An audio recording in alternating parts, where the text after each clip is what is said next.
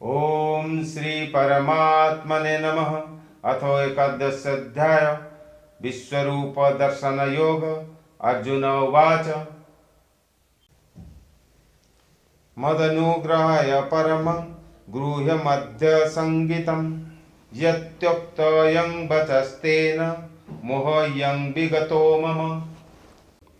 अर्जुन कहिले मोते अनुग्रह करी आपण ए जेउ परम गोपनीय आध्यात्मिक विषय ओ वचन कहिले अर्थात उपदेश देले तद्वारा मोर एही अज्ञान नष्ट हो गला। भवाप्ययो हि भूतानां श्रुतौ विस्तरसो मया तत्त्वकमलपत्राख्य महात्म्यमविचाव्ययम्। कारण हे कमल नयन मु आपणଙ୍କ ଠାରୁ ପ୍ରାଣୀମାନଙ୍କର उत्पत्ति ଓ ପ୍ରଳୟ ବିଷୟରେ ବିସ୍ତୃତ ଭାବରେ ଶୁଣିଲି ତଥା ଆପଣଙ୍କର ଅବିନାଶୀ ମହିମା ମଧ୍ୟ ଶୁଣିଲି। एवमेते यथा त्वमात्मान् परमेश्वर दृष्टुमिच्छामि ते रूप महेश्वरं पुरुषोत्तमम्। हे परमेश्वर आपण निज विषୟରେ ଯାହା କହୁଛନ୍ତି ତାହା ଠିକ୍, ତଥାପି ହେ ପୁରୁଷୋତ୍ତମ ଆପଣଙ୍କର ଜ୍ଞାନ ଐଶ୍ୱର୍ଯ୍ୟ ଶକ୍ତି ବଳ କାର୍ଯ୍ୟ ଓ ତେଜଯୁକ୍ତ ଦିବ୍ୟ ରୂପ ମୁଁ ପ୍ରତ୍ୟକ୍ଷ ଦେଖିବାକୁ ଚାହୁଁଛି। मन्यसे यदि तच्चक्य मया दृष्टिमितो प्रभो योगेश्वरो ततो मे त्वं दर्शयात्मानमव्ययम्। हे प्रभु अर्थात उत्पत्ति एवं स्थिति प्रलय एवं अंतर्यामी रूप रे शासनकर्ता होइथिबारु भगवान को प्रभु बोला जाए। यदि मो द्वारा आपणकर सही रूप देखि हेबा संभव बोली आपण मने करूछन्ति तेबे हे योगेश्वर आपण निजर सही अविनाशी स्वरूप मोते दर्शन करांतु। श्री भगवान उवाच पश्य मे पार्थ रूपाणि षडशोधसहस्र नानाविधानि दिव्यानि नानावर्णाकृतानि च। श्री भगवान कहिले हे पार्थ वर्तमान तुम्हें मोर नाना वर्णर नाना प्रकार तथा नाना आकृतिर शत शत सहस्र सहस्र अलौकिक रूप देख। पश्यदित्यान् वसून् रुद्र न सौनो मरुतस्तथा बहुन्यदृष्टपूर्वाणि पश्यश्च यानि भारत।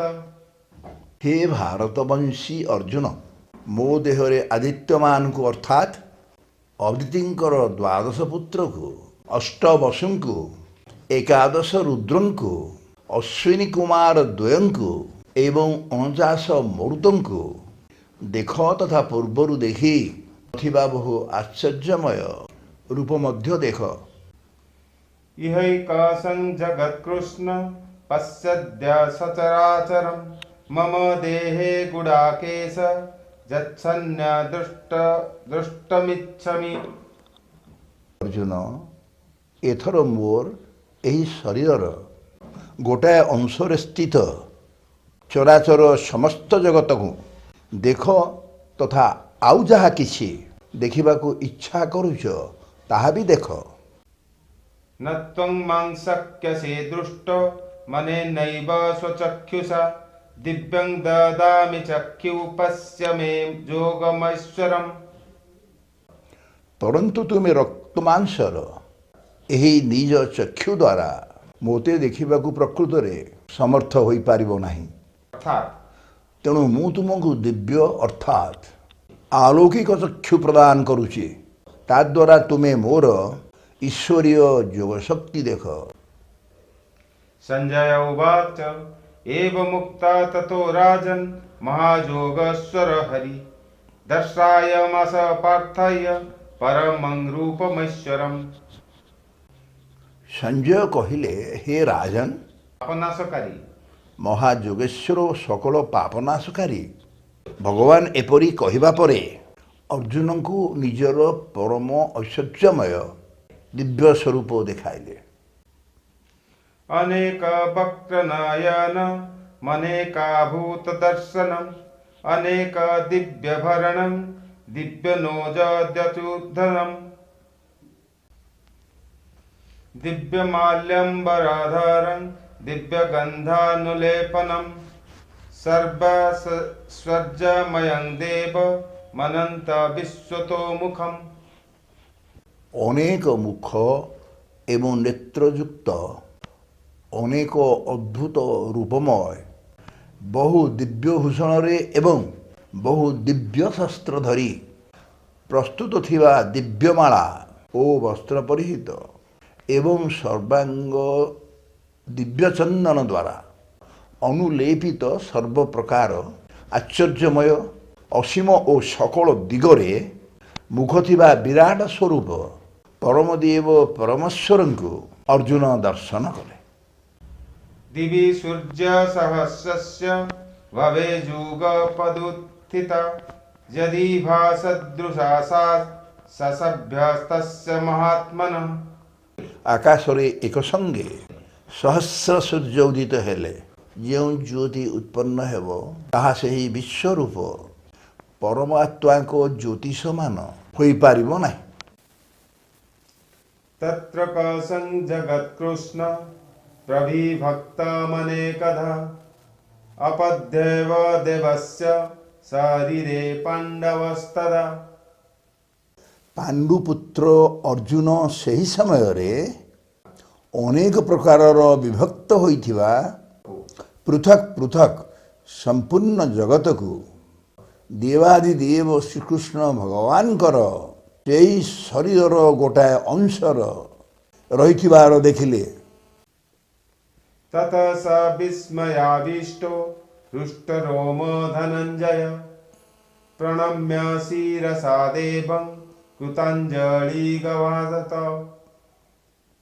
ତାପରେ ଆଶ୍ଚର୍ଯ୍ୟଚକିତ ପୁଲକିତ ଶରୀର तेजमय ସେହି ଅର୍ଜୁନ ତେଜମୟ ବିଶ୍ୱରୂପ ପରମାତ୍ମାକୁ ଶ୍ରଦ୍ଧା ଭକ୍ତି ସହିତ ନତମସ୍ତକ ହୋଇ ପ୍ରଣାମ କଲେ ଏବଂ ହାତ ଯୋଡ଼ି ସ୍ତୁତି କରିବାକୁ ଲାଗିଲେ। अर्जुन उवाच पश्यामि देवं स्तव देवदेहे सर्वं तदा भूतविशेषसङ्गं ब्रह्माण्डमांसं कमलासनसंवृष्टं सर्वानुररङ्गदिव्यम्। ଅର୍ଜୁନ କହିଲେ, ହେ ଦେବ, ମୁଁ ଆପଣଙ୍କ ଶରୀରରେ ସମସ୍ତ ଦେବତାଙ୍କୁ ବରାବର ଜୀବ ସମୁଦାୟକୁ କମଳ ଆସନରେ ବିରାଜିତ ବ୍ରହ୍ମାଙ୍କୁ ମହାଦେବଙ୍କୁ ଏବଂ ସମସ୍ତ ଋଷିମାନଙ୍କୁ ତଥା ଦିବ୍ୟ ସର୍ପମାନଙ୍କୁ ଦେଖୁଛି। अनेकबाह दुर्वक्रनेत्रं पश्यामि त्वं सर्वतोऽनन्तरूपम् नान्तं न मध्यं न पुनस्तवादिं पश्यामि विश्वेश्वर विश्वरूप। ହେ ବିଶ୍ୱେଶ୍ୱର, ମୁଁ ଆପଣଙ୍କୁ ଅନେକ ଭୁଜ, ଅନେକ ଉଦର, ଅନେକ ମୁଖ ଓ ଅନେକ ନେତ୍ରଯୁକ୍ତ ତଥା ସକଳ ଦିଗରେ ବ୍ୟାପ୍ତ ଅନନ୍ତ ରୂପ ବିଶିଷ୍ଟ ଦେଖୁଛି। ହେ ବିଶ୍ୱରୂପ, ମୁଁ ଆପଣଙ୍କର ନା ଅନ୍ତ, ନା ଆଦି, ନା ମଧ୍ୟ କିଛି ବି ଦେଖିପାରୁନାହିଁ। किराटिनं गदिनं चक्रिण च तेजो रसिं सर्वतो दीप्तिमन्तं पश्यामि त्वं दुर्नितिरिख्य समन्तात् दीप्तिनलार्क दूतिं प्रमेयम्। ହେ ବିଷ୍ଣୁ, ଆପଣଙ୍କୁ ମୁଁ ମୁକୁଟଧାରୀ, ଗଦାଧାରୀ ଓ ଚକ୍ରଧାରୀ ତଥା ସବୁ ଦିଗରୁ ପ୍ରକାଶମାନ ତେଜପୁଞ୍ଜ, ପ୍ରଜ୍ୱଳିତ ଅଗ୍ନି ଓ ସୂର୍ଯ୍ୟ ସଦୃଶ ଜ୍ୟୋତିର୍ମୟ ଦୁର୍ନିରାକ୍ଷ ଯାହା ଦେଖିପାରିବା ଅତ୍ୟନ୍ତ କଷ୍ଟକର ଓ ସବୁ ଦିଗରୁ ଅପ୍ରମେୟ ସ୍ୱରୂପ ଦେଖୁଛି। त्वमक्षरं परमं वेदितव्यं तमस्य विश्वस्य परं निधानम्।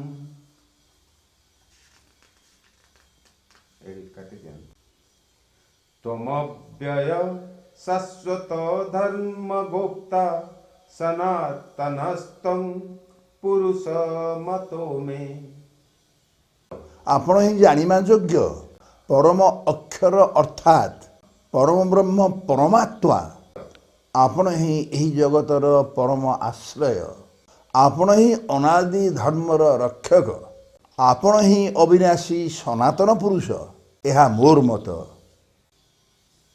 अनादिमध्यन्तमनन्तवीर्य मनन्तबाहुं शशिसूर्यनेत्रं पश्यामि त्वं दीप्तहुताशु वक्रं स्वतेजसा विश्वमिदं तपन्तम्। आपणको मु आदि मध्य और अंतर्रहित अनंत सामर्थ्ययुक्त अनंत भुजधारी चंद्र सूर्य रूपक नेत्रधारी प्रज्वलित अग्निरूपक मुख विशिष्ट और निज तेजरे एही जगत को संतप्त करुथिबा देखुची। दिव्या पृथिव्यो हृदरमन्तरहि व्याप्तं त्योहि केन दिगश्च सर्वा दृष्टाभूतं रूपमुग्रं तवेदं लोकत्रयं प्रव्यथित महात्मन्। हे महात्मन स्वर्ग और पृथ्वी मध्य थिबा एही संपूर्ण आकाश तथा समस्त दिग एकमात्र आपणक द्वारा ही परिपूर्ण होइछि तथा आपणकर एही अलौकिक ओ भयंकर रूप देखि त्रिलोक अत्यंत व्यथित हेउछि। अमीहि त्वं शूरसङ्घा विशन्ति केचिद्भीता प्राञ्जलयो गृह्णोति स्वस्ति त्यक्त्वा महर्षि सिद्धसङ्घा स्तुवन्ति त्वं स्तुतिभिः पुञ्जलाभिः। देखंतु जे सही देव समुदाय ही आपणक मध्य प्रवेश करुछंती ओ केतक करपत्र जोड़ी आपणक नाम ओ गुणगान करुछंती तथा महर्षि और सिद्ध समूह कल्याण हेउ बोली कही उत्तम उत्तम स्रोत द्वारा आपण को श्रुति करुछंती। रुद्रादित्या वसवो ये च साध्या दिश्येश्व नो मारुतो स्वस्पश्च गन्धर्वजक्ष सुरसिद्धसङ्घा वीक्षन्ते त्वं विस्मिताश्चैव सर्वे। जो एकादश रुद्र ओ द्वादश आदित्य तथा अष्टवसु साध्यगण विश्वदेव माने अश्विनी कुमार द्वय तथा मरुत्गण ओ पितृसमुदाय तथा गंधर्व यक्ष राक्षस और सिद्धमान समुदाय अछंती से समस्त विस्मित हो आपन को चाहिए। रूपं महते बहुवक्र नेत्रं महाबाहो बहुबाहुपदं बहुदरं बहुदृष्टकराळं द्रष्टालोका प्रव्यतिस्तताहम्। हे महाबाहु आपणकर बहुमुख ओ नेत्रयुक्त बहुहस्त उरु अर्थात जंघ ओ पादयुक्त बहु उदर तथा कराळ जहा भयंकर तीक्ष्णदंत विशिष्ट अत्यंत भीषण रूप देखि समस्ते व्यथित होउछन्ति मु भी व्यथित हेउछि। नभस्पंसदीप्तमनेकवर्णं व्यात्याननं दीप्तविशालनेत्रं द्रष्टा हि त्वं प्रव्यथितान्तरात्मा धृतिं न विन्दामि समं च विष्णु। कारण हे विष्णु आकाश को स्पर्श करुथिबा ଦୀପ୍ୟମାନ ଅନେକ ବର୍ଣ୍ଣ ବିଶିଷ୍ଟ ବିସ୍ଫାରିତ ମୁଖଯୁକ୍ତ ଓ ପ୍ରଜ୍ୱଳିତ ବିଶାଳ ନେତ୍ରଯୁକ୍ତ ଆପଣଙ୍କ ରୂପ ଦେଖି ଅନ୍ତର ଭିତରେ ଭୟଭୀତ ହୋଇ ମୁଁ ଧୈର୍ଯ୍ୟ ହରାଇ ବସୁଛି ଓ ଶାନ୍ତି ପାଉନାହିଁ। दृष्टं कराळानि च ते मुखानि दृष्टेव कालनलसन्निभानि दिशो न जाने न लभे च शर्म प्रसाद देवेश जगन्निवास। ବିକଟ ଦନ୍ତପାଟି ଦ୍ୱାରା ଭୟଙ୍କର ଦିଶୁଥିବା ଓ ପ୍ରଳୟ କାଳର ଅଗ୍ନି ସମାନ ପ୍ରଜ୍ୱଳିତ ହେଉଥିବା ଆପଣଙ୍କ ମୁଖଗୁଡ଼ିକୁ ଦେଖି ମୁଁ ଦିଗମାନଙ୍କୁ ଜାଣିପାରୁନାହିଁ ଏବଂ ସୁଖ ବି ପାଉନାହିଁ। ତେଣୁ ହେ ଦେବେଶ, ହେ ଜଗନ୍ନିବାସ, ଆପଣ ପ୍ରସନ୍ନ ହୁଅନ୍ତୁ। अमाच त्वं धृतराष्ट्रस्य पुत्रः सर्वे सहो वावनीपालसंघो भीष्मो द्रोणं सुतपुत्रस्ततौ सदा नदीयोरपि युद्धमुख्यो वक्त्राणि ते त्वरमाणा विसन्ति दृष्टा कराळानि भयानकानि केचिद् विग्लग्नदशदन्तरेषु स्वदृश्यन्ते चूर्णिते तूतमाङ्गौ। ଧୃତରାଷ୍ଟ୍ରଙ୍କ ପୁତ୍ରଗଣ ରାଜନ୍ୟବର୍ଗଙ୍କ ସହିତ ଆପଣଙ୍କ ମଧ୍ୟରେ ପ୍ରବେଶ କରୁଛନ୍ତି ଏବଂ ଭୀଷ୍ମ ପିତାମହ, ଦ୍ରୋଣାଚାର୍ଯ୍ୟ ତଥା ଏହି ସୁତପୁତ୍ର କର୍ଣ୍ଣ ଓ ଆମ ପକ୍ଷର ପ୍ରଧାନ ପ୍ରଧାନ ଯୋଦ୍ଧାମାନ ମଧ୍ୟ ସମସ୍ତେ ପ୍ରବଳ ବେଗରେ ଧାଇଁ ଧାଇଁ ଆସି ଆପଣଙ୍କ ତୀକ୍ଷ୍ଣଦନ୍ତ ପାଟି ହେତୁ ବିକରାଳ ଓ ଭୟାନକ ହୋଇଥିବା ମୁଖମାନଙ୍କରେ ପ୍ରବେଶ କରୁଛନ୍ତି ଏବଂ କେହି କେହି ଚୂର୍ଣ୍ଣ ବିଚୂର୍ଣ୍ଣ ମୁଣ୍ଡ ସହିତ ଆପଣଙ୍କ ଦାନ୍ତ ସନ୍ଧିମାନଙ୍କରେ ଲାଗି ରହିଥିବାର ଦେଖାଯାଉଛି। यथा नदीनं बहवोऽम्बुवेगा समुद्रमेवाभिमुखी द्रवन्ति तथा तवामि नरलोकवीरा विशन्ति वक्त्रान्न विज्वलन्ति। ନଦୀମାନଙ୍କର ଜଳରାଶିର ବହୁ ପ୍ରବାହ ଯେପରି ସ୍ୱଭାବତଃ ସମୁଦ୍ର ବିମୁଖରେ ହିଁ ଧାବମାନ ହୋଇ ସମୁଦ୍ରରେ ପ୍ରବେଶ କରନ୍ତି, ନରଲୋକର ସେହି ସବୁ ବୀରମାନେ ମଧ୍ୟ ଠିକ୍ ସେହିପରି ଆପଣଙ୍କ ପ୍ରଜ୍ୱଳିତ ମୁଖମାନଙ୍କରେ ପ୍ରବେଶ କରୁଛନ୍ତି। यथा प्रदीप्तं ज्वलनं पतंगा विशन्ति नाशाय समृद्धवेगा तथैव नाशाय विशन्ति लोका स्तवापि वक्त्राणि सम्मुद्धवेगा। ପତଙ୍ଗମାନେ ଯେପରି ମୋହବଶ ହୋଇ ନଷ୍ଟ ହେବା ପାଇଁ ଅତ୍ୟନ୍ତ ବେଗରେ ଆସି ପ୍ରଜ୍ୱଳିତ ଅଗ୍ନିରେ ପ୍ରବେଶ କରନ୍ତି, ଲୋକମାନେ ମଧ୍ୟ ସେପରି ନିଜର ବିନାଶ ପାଇଁ ଅତ୍ୟନ୍ତ ବେଗରେ ଆସି ଆପଣଙ୍କ ମୁଖମାନଙ୍କରେ ପ୍ରବେଶ କରୁଛନ୍ତି। लल्लीयसे ग्रसमान समन्त लोकन् समग्रन् बध्नैर्जलभि त्योजलभि सूर्यजगत् समग्रं भासस्तवोग्र प्रतपन्ति विष्णु। ଆପଣ ସେସବୁ ଲୋକଙ୍କୁ ପ୍ରଜ୍ୱଳିତ ମୁଖମାନଙ୍କ ଦ୍ୱାରା ଗ୍ରାସ କରି କରି ସବୁ ଦିଗରୁ ବାରମ୍ବାର ଲେହନ କରୁଛନ୍ତି ଅର୍ଥାତ୍ କବଳିତ କରୁଛନ୍ତି। ହେ ବିଷ୍ଣୁ, ଆପଣଙ୍କର ଉଗ୍ର ଆଲୋକ ରାଶି ସମଗ୍ର ଜଗତକୁ ତେଜ ଦ୍ୱାରା ପରିପୂର୍ଣ୍ଣ କରି ଉତ୍ତପ୍ତ କରୁଛି।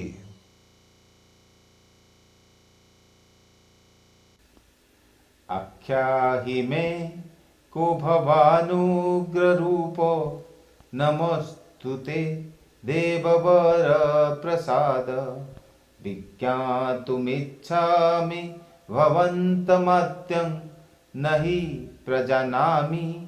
तव प्रवृत्तिम्। उग्र रूपधारी आपण किए मोते कहतु हे देवश्रेष्ठ आपण को नमस्कार आपण प्रसन्न हुअन्तु आदिपुरुष मु आपण को विशेष रूपे जानिबा को चाहूची कारण मु आपण को प्रवृत्ति जाने नाही। श्री भगवान उवाच कालोऽस्मिन् लोक ह्ययकृत प्रबुद्धो लोकान् समाहर्तुमिह प्रवृत्तः द्रुतोऽपि त्वं न भविष्यन्ति सर्वे येव स्थिता प्रत्यनाकेषु योद्धा। श्री भगवान कहिले मु हेउची लोकमानंकर विनाशकारी प्रबुद्ध महाकाल एही समय रे लोकमान को विनाश करिबा पाई मु प्रवृत्त होइछि। एणु तुमे युद्ध न कले मध्य तुम शत्रुपक्षर सेना मध्य रे ଯେଉଁ ଯୋଦ୍ଧାମାନେ ଅଛନ୍ତି ସେମାନେ କେହି ରହିବେ ନାହିଁ ଅର୍ଥାତ୍ ସେ ସମସ୍ତଙ୍କର ବିନାଶ ହୋଇଯିବ।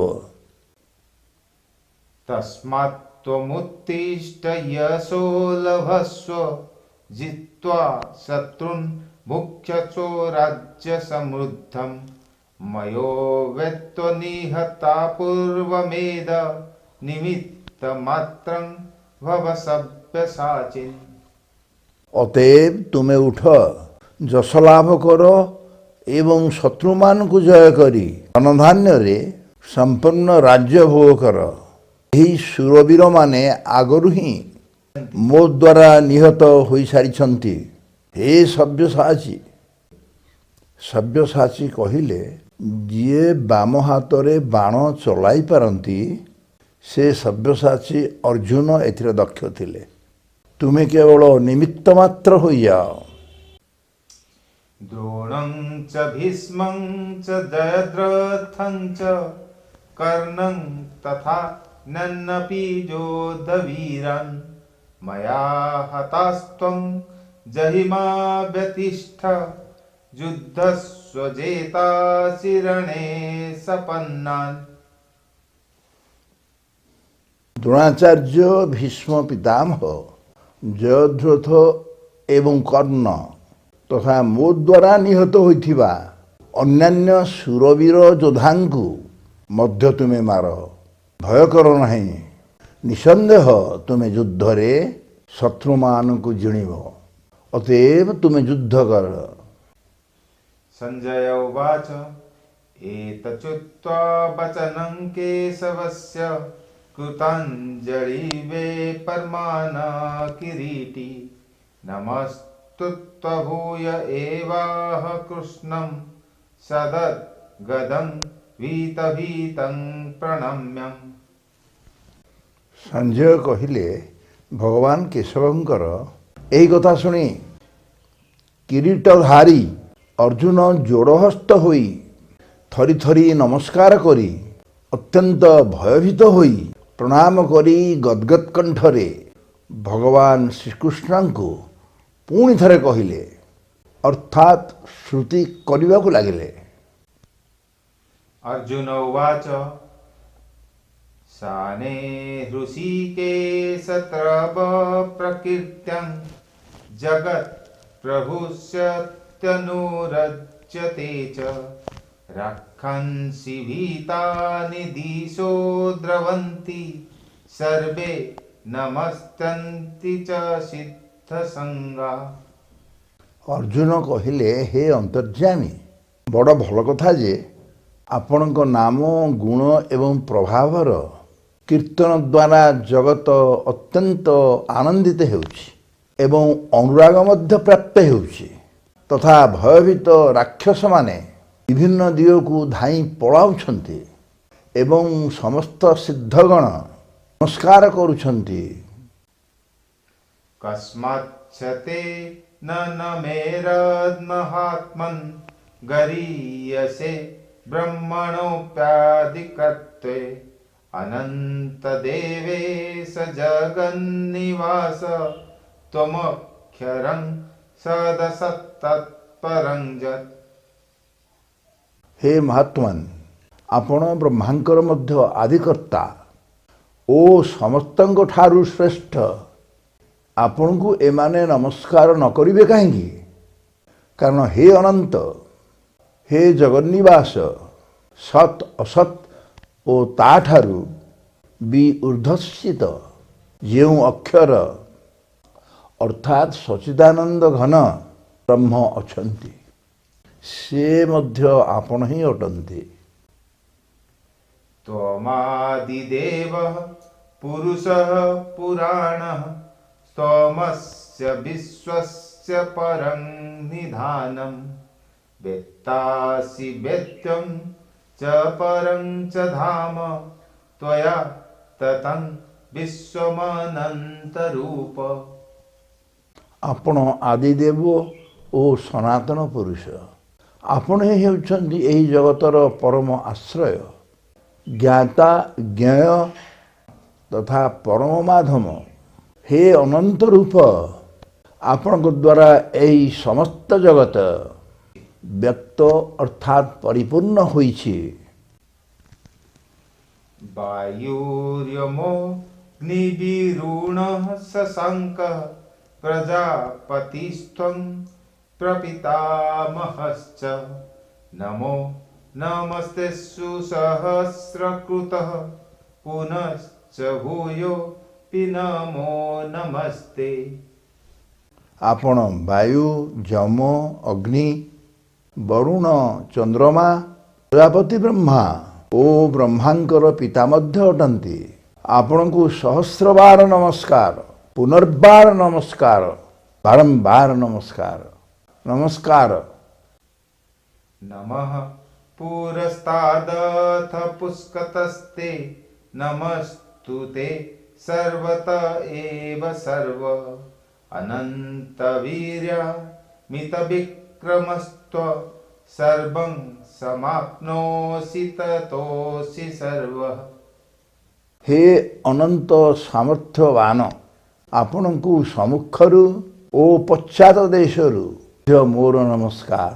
ସର୍ବାତ୍ମନ୍, ଆପଣଙ୍କୁ ସବୁ ଦିଗରୁ ନମସ୍କାର, କାରଣ ଆପଣ ଅନନ୍ତ ପରାକ୍ରମଶାଳୀ ଓ ସମଗ୍ର ସଂସାରକୁ ବ୍ୟାପି ରହିଛନ୍ତି, ତେଣୁ ଆପଣ ହିଁ ସର୍ବରୂପ ଅଟନ୍ତି।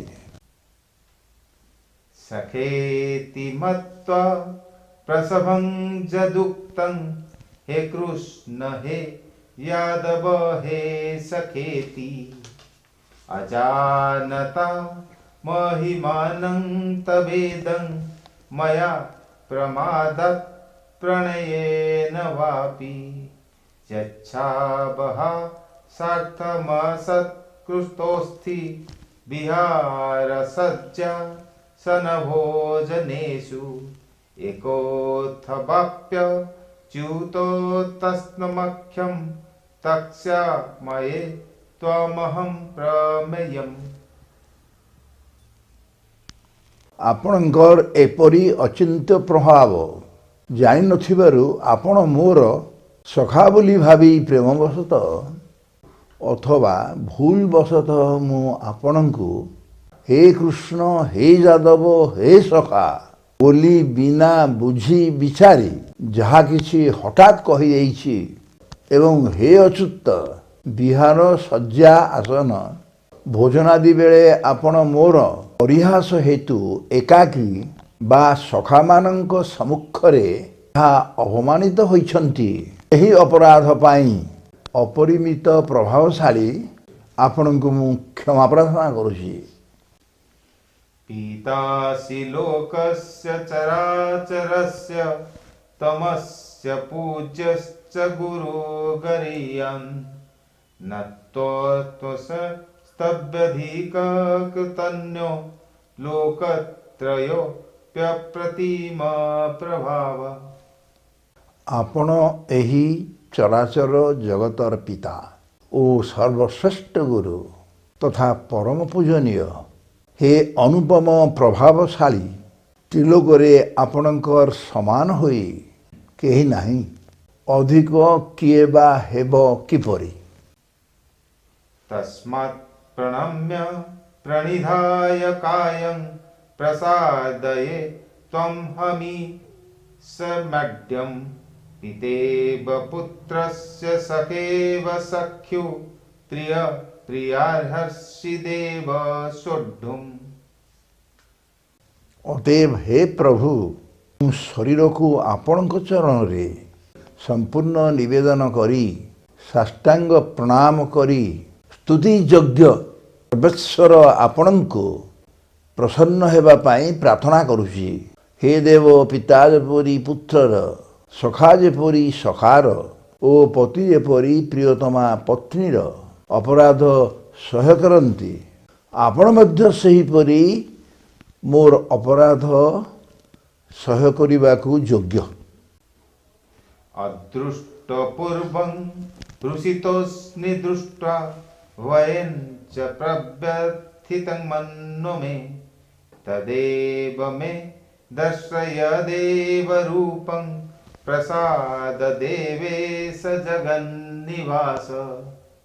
ଆପଣଙ୍କର ଏହି ଅଦୃଷ୍ଟପୂର୍ବ ଆଶ୍ଚର୍ଯ୍ୟମୟ ରୂପ ଦେଖି ମୁଁ ହର୍ଷିତ ହେଉଛି ଏବଂ ମୋର ମନ ଭୟରେ ଅତ୍ୟନ୍ତ ବ୍ୟାକୁଳ ମଧ୍ୟ ହେଉଛି। ଏଣୁ ଆପଣ ନିଜର ସେହି ଚତୁର୍ଭୁଜ ବିଷ୍ଣୁ ରୂପ ହିଁ ମୋତେ ଦେଖାନ୍ତୁ। ହେ ଦେବେଶ, ହେ ଜଗନ୍ନିବାସ, ପ୍ରସନ୍ନ ହୁଅନ୍ତୁ। किरीटिनं गदिनं चक्रहस्त मिच्छामि त्वं द्रष्टुमहं तथैव दैनैव रूपेण चतुर्भुजेन सहस्रबाहो भव विश्वमूर्ते। ମୁଁ ଆପଣଙ୍କୁ ସେହିପରି ମୁକୁଟଧାରୀ ଓ ଗଦାଚକ୍ରଧାରୀ ରୂପରେ ଦେଖିବାକୁ ଚାହେଁ। ଏଣୁ ହେ ବିଶ୍ୱରୂପ, ହେ ସହସ୍ରବାହୁ, ଆପଣ ସେହି ଚତୁର୍ଭୁଜ ରୂପରେ ପ୍ରକଟ ହୁଅନ୍ତୁ।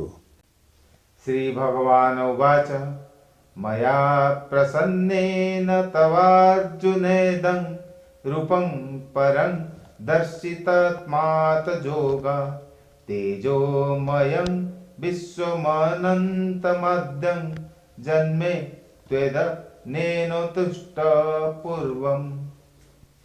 ଶ୍ରୀ ଭଗବାନ କହିଲେ, ହେ ଅର୍ଜୁନ, ମୁଁ ନିଜର ଯୋଗଶକ୍ତି ପ୍ରଭାବରେ ମୋର ଏହି ପରମ ତେଜୋମୟ ସମସ୍ତଙ୍କର ଆଦି ଓ ଅନନ୍ତ ବିରାଟ ରୂପ ଅନୁଗ୍ରହ ପୂର୍ବକ ତୁମକୁ ଦେଖାଇଲି।